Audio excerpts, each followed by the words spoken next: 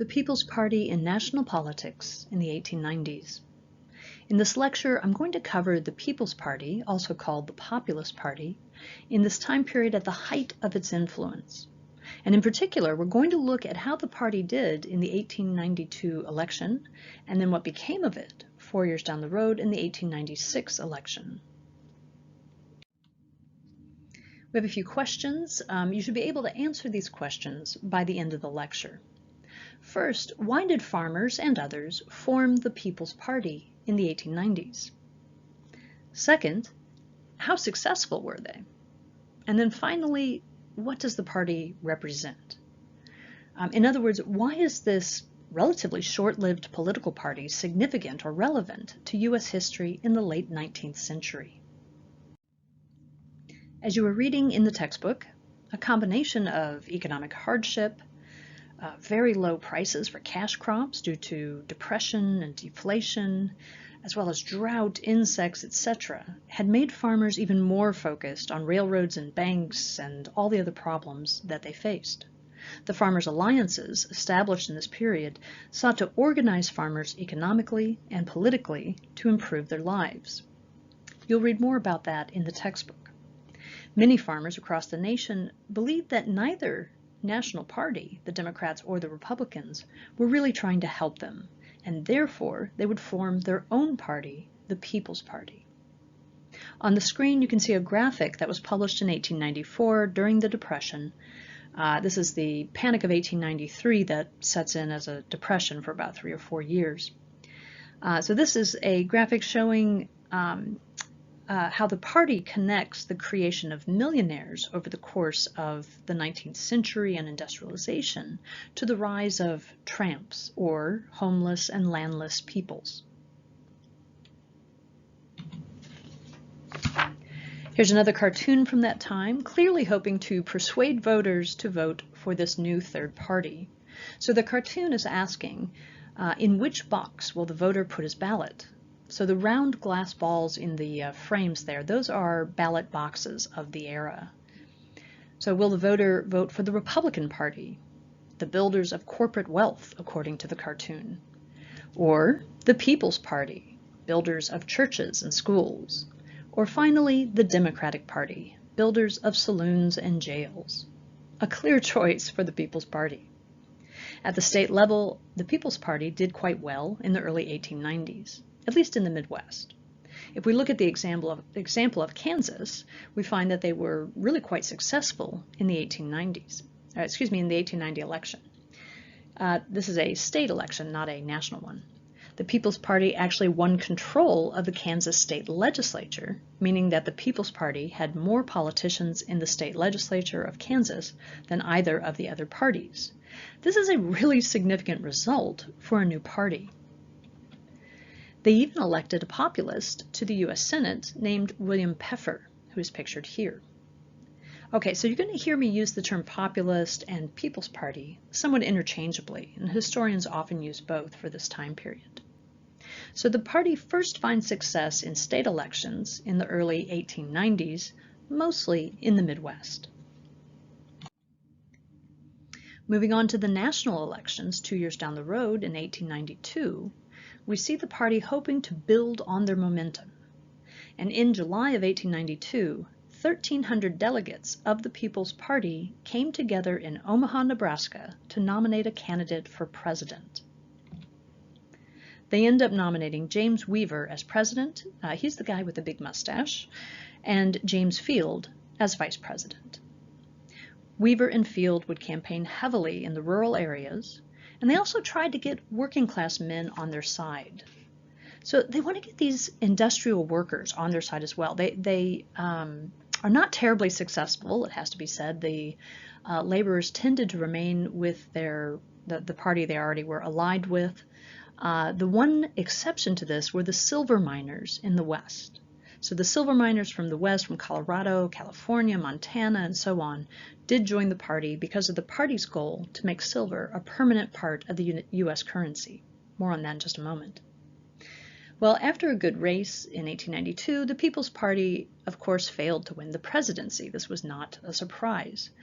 But they carried a number of states winning their electoral votes, and they forced the Democrats and the Republicans to take notice. In this map, you can see the outcome. All right, so in red, we have the Democrats, and in blue, the Republicans. In green, you have the states that went for the People's Party, or populists. So you can see the South, by this point, is very firmly Democratic again. It's a mix in the North, but with far more Republicans than when you get to the upper Midwest and the West. In the green states, so Kansas, Colorado, Idaho, and Nevada, and a couple other votes elsewhere, you can see that the People's Party had done much better in the West than elsewhere.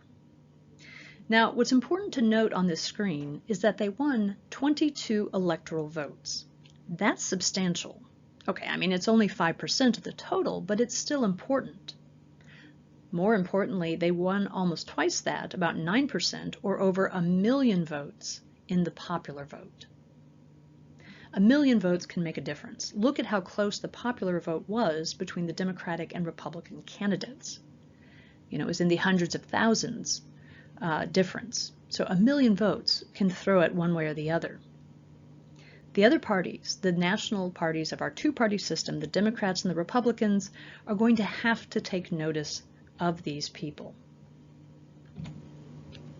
And if we break it down by county, this map shows you how people voted, the majority of voters voted in each county.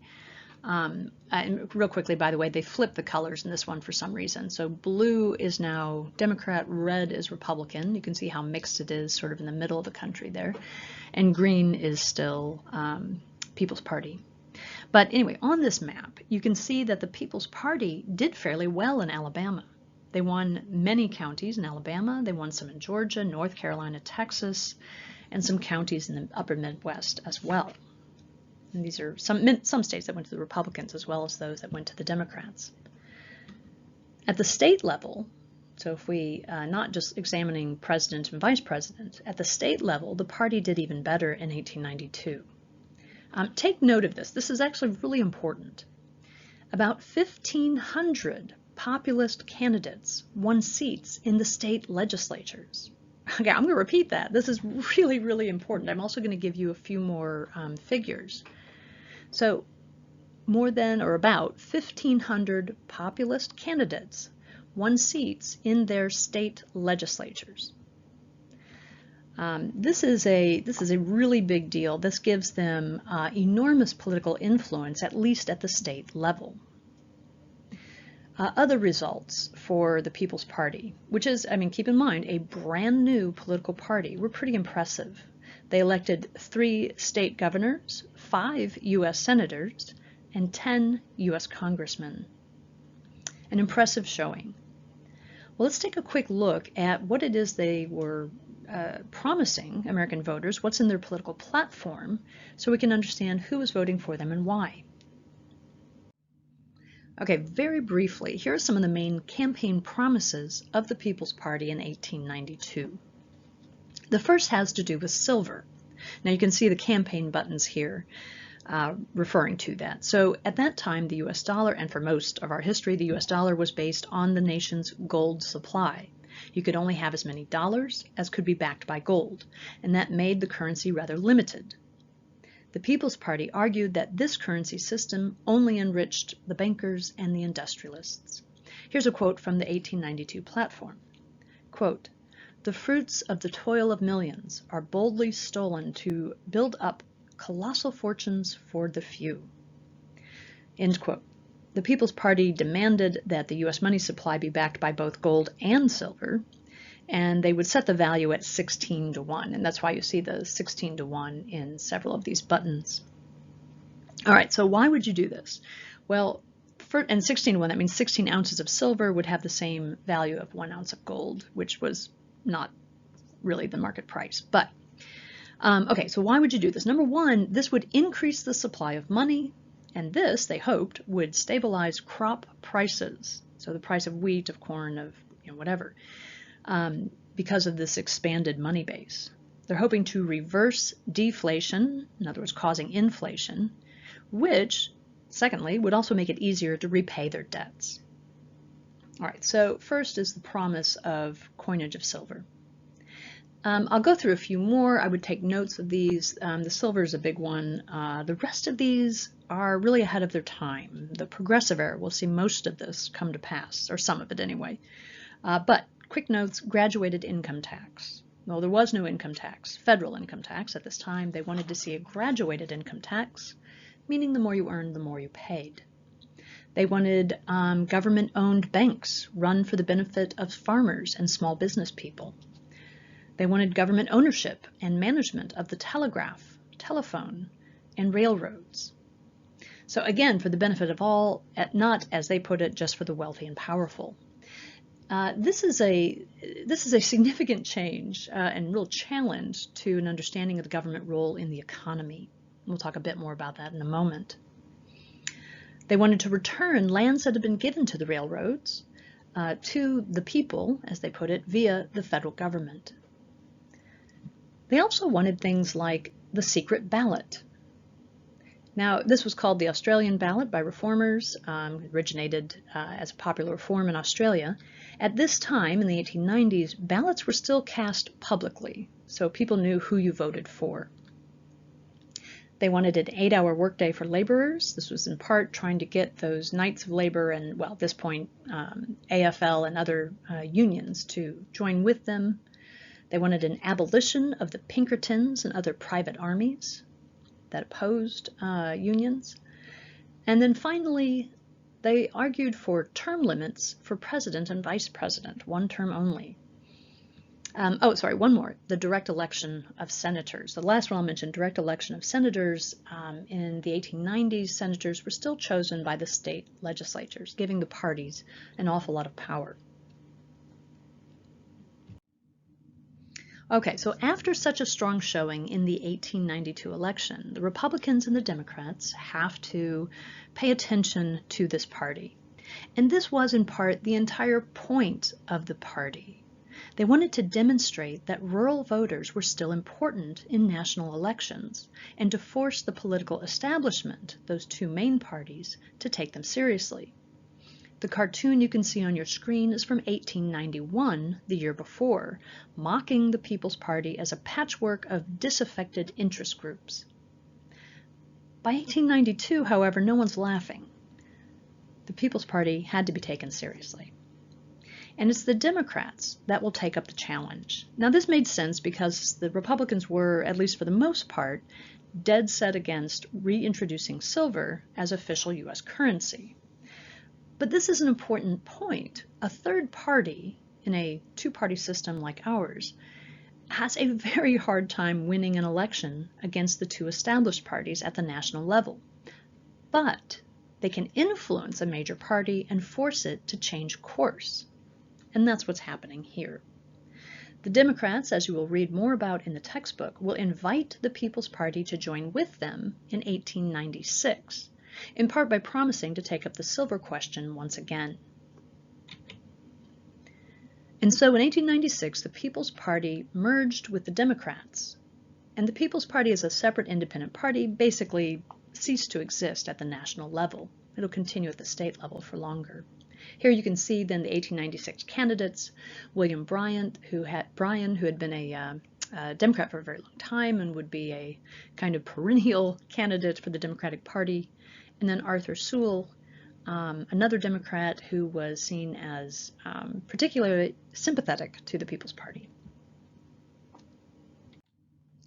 Let's end with why is this important? That last question. The People's Party represents a serious effort to find solutions to real problems. The party rejected the laissez-faire orthodoxy of the time, this idea that the rights of ownership were absolute. They argued that the federal government should play a role in regulating the economy and protecting the rights of farmers, workers, and small business owners. Their politics were, in fact, an open challenge to the industrialization and changing economy of America, so the rise of industrial capitalism. They weren't particularly successful in the late 19th century. But they were responding to what they saw as a brutal and chaotic economic transition happening in that second industrial revolution. While they wanted to see progress and growth continue, they believed it should be managed to take into consideration the needs of individuals and communities, or, as the Farmers Alliance put it, to do the most good for the most people. We're going to leave the populace here for now, but before I go, I want to remind you to think about how the farmers, industrial workers, and corporations all tried to organize in the late 19th century in an effort to cope with the changes wrought by the Second Industrial Revolution.